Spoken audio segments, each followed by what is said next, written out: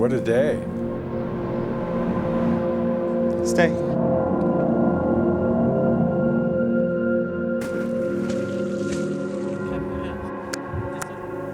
Okay, go back to where you were.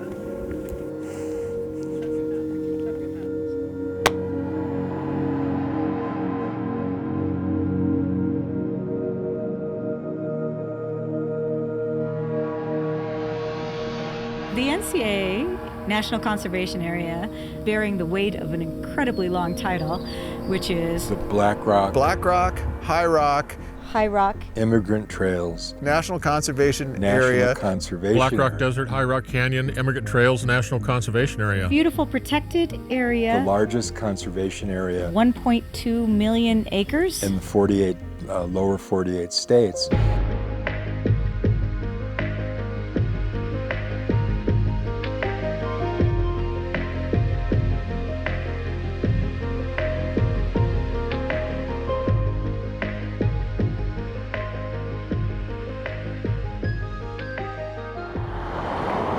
So Friends of Black Rock, High Rock, has been around for 21 years. I printed out the fire The restrictions. founders, the people who were initial board members for Friends of Black Rock, were people who drove the effort to make it an NCA, who saw it as an extraordinary resource and saw it as a unique place that needed protection. There's about 800 miles of land out here. The playa itself being a lake bed. The Friends of the Black Rock, High Rock, basically has a charter to help the BLM manage the National Conservation Area. I'd like to do some trash removal. I heard Black Rock Point is pretty bad. So You get everybody who's going out there with a bag of trash and one of those little things. Yeah, when problems do come up, we have the tools and the resources and connections to help grab those things and put them where they go. What they talk about removing the trash is this right here, guys. Which is So the building trash.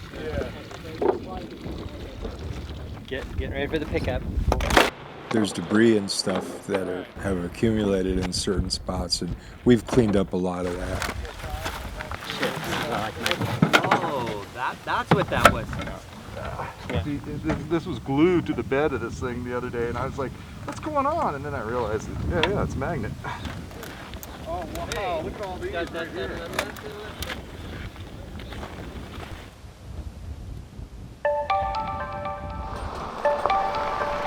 We do it all, from broken shade structures out in the middle of the playa to tires, and the trash comes in all sizes and forms. Carefully, very carefully.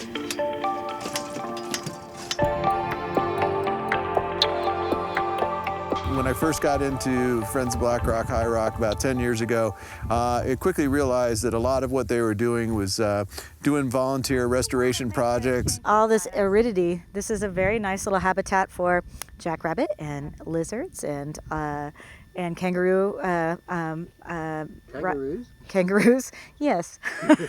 You wouldn't think, would you? The kangaroo rat.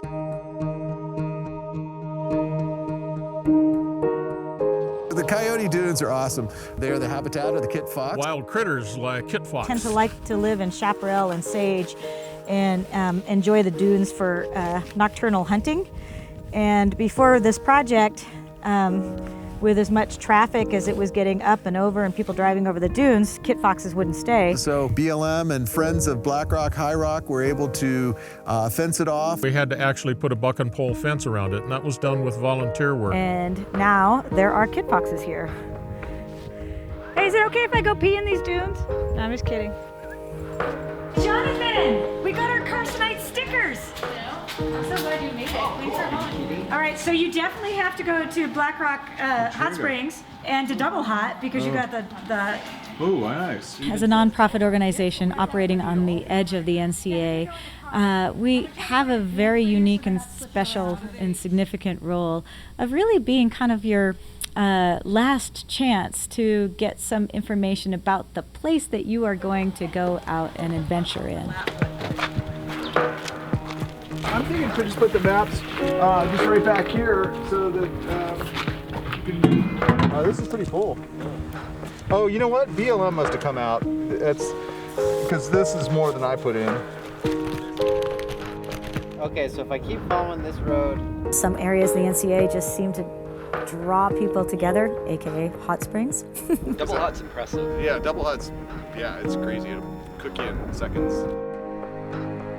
Really spectacular. Just don't touch the water. Double hut, which is written about in a lot of traveling journals from people 100 years ago. There's an immigrant marker here. Actually, let's read this one and see what this says. Oh, this is amazing. I mean, just right out in the middle of nowhere, that this just appears. At the noon halt, that tells us something, were several boiling springs, two of which were great curiosities, like twins standing side by side. They're about 30 feet in diameter. Here, we did our washing and cooked our beans in the spring. Isaac Foster, August 31st, 1849. The magma has to be pretty close to the surface to get water this hot at the surface. So.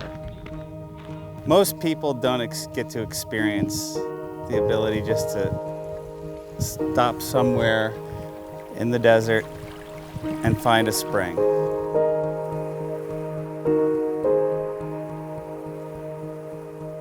I get calls every week about people who have heard of the Black Rock Desert, are kind of romanticized by the notion of it for a lot of reasons, geology and history and all that stuff, and they just want to know the drill. They're totally new to this.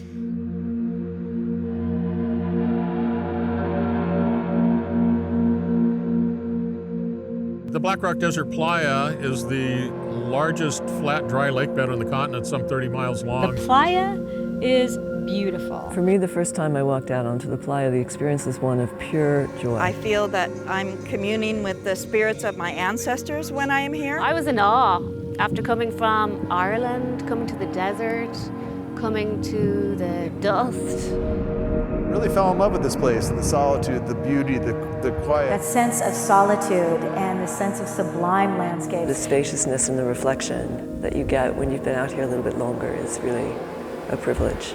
The desert is a very powerful place, and when you come here and experience it directly, I think you end up believing in magic again. It is no surprise to me that Burning Man is here.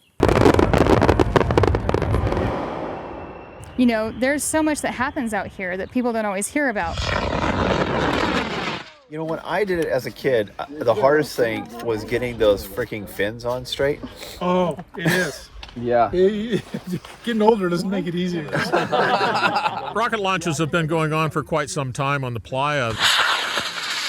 Perfect environment for rockets and also recovering rockets, since there's nothing to really block your view of finding those again. To look out for a long, long distance and just see big, creative, open potential. You're just put in a good place to just express yourself. It's a very big canvas to play with. It is a place that inspires big thinking, big ideas, big creative practices. Guru Road is a very unique historic site on public lands just outside of Gerlach. It's a place to go visit and kind of experience. It's different than anything else you'll find anywhere else.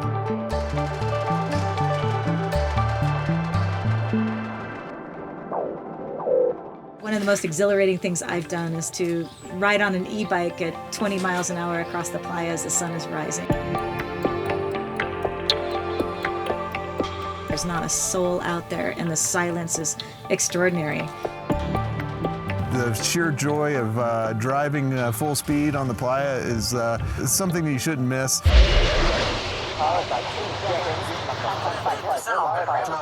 The land speed record was set in 1997 at 763 miles an hour. I was retired from the Bureau of Land Management after 30-some years of public service. That's another reason that I stayed in this area, and I've always been a public servant, if you will, to help provide access for people to roam and explore and use their public lands. We think that public lands should be loved. You know, we're here to connect, inspire, protect. Protect, inspire. Oh, got it wrong? Do you have like an interest in history? Because you got the immigrant trail that comes right through here. Oh, perfect. Yeah. We've started to do more site stewardship, which is having somebody out in the field doing a lot more of what we're doing here. Just reaching out to people and saying, what are you here for? What interests you? Why did you come here? I think here's a sticker. Thank you. Appreciate it. These public lands are ours to decide what to do with. and we have to be a part of the decision process.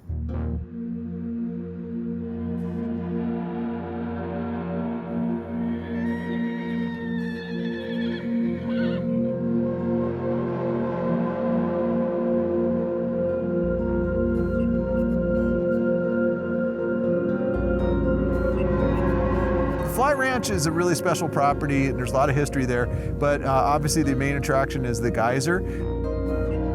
Really how people are accessing it these days is taking a guided nature walk with docents from Friends of Black Rock High Rock. Okay, so think back, 18,000 years ago was our last glaciation. When the glaciers started melting, the rivers ran down, filled this valley. Well, within the 1.2 million acres of the National Conservation Area, there's about 800 miles of designated roads and trails, particularly through High Rock Canyon. High Rock Canyon is extraordinary. Lives up to its name. It's a steep-sided, largely volcanic area, geologically rich. It also has some of the most pristine remnants of immigrants coming through there. Thousands used it to travel west, to travel into Northern California and up into the Oregon Willamette Valley.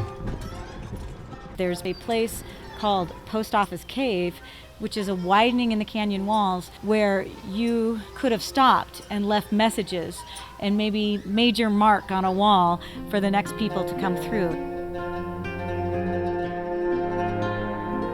The reason that the NCA was created as a whole, in large part, was because of the value of 180 miles of fairly undisturbed emigrant trails. It's the most primitive and well-preserved portions of that whole system.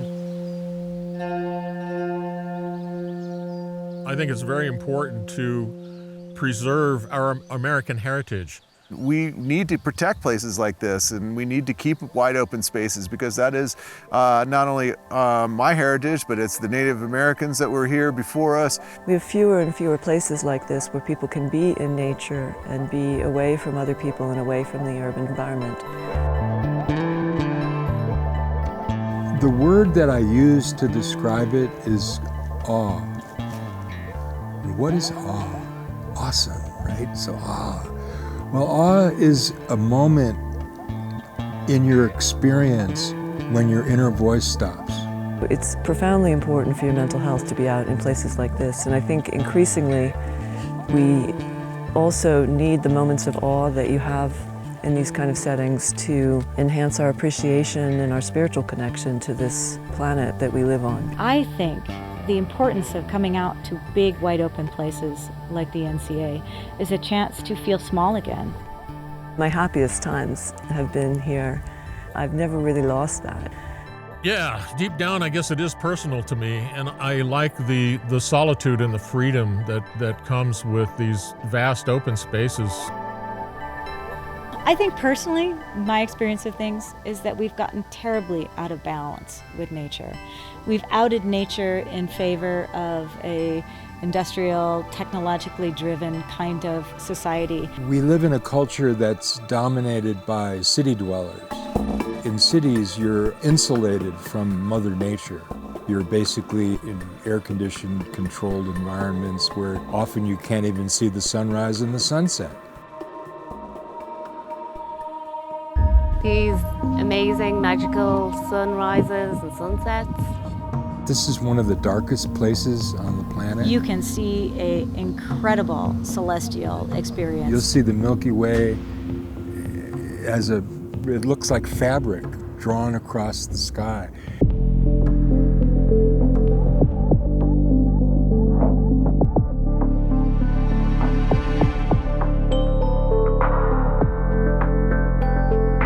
Friends of the Black Rock is a very important nonprofit. We have 1.5 staff at any given time. It requires funding, it requires assistance from members, it requires volunteers. The only way we exist is because we rely on volunteers and members and donors and supporters who say, I got this.